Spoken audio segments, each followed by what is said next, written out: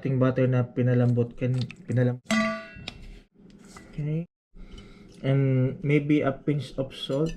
Ayan. And vanilla. Flour, half cup. Milk. So, yun lang. Yung sa baking yan. Mix lang natin lahat.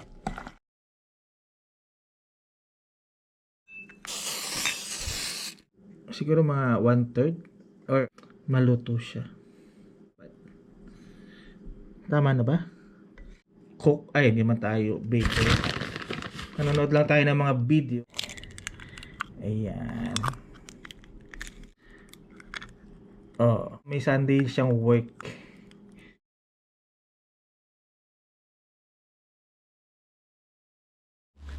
Ayan. Oh. Siyempre, anayin muna natin. Bakit hindi mo masyadong delicate kasi ano siya yung lalim na ano. Ayan siya oh.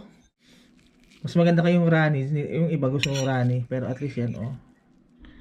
Kamayin ko na nga, mainit pa eh. Yan. Oh, isang buong iklog. Tikman na natin.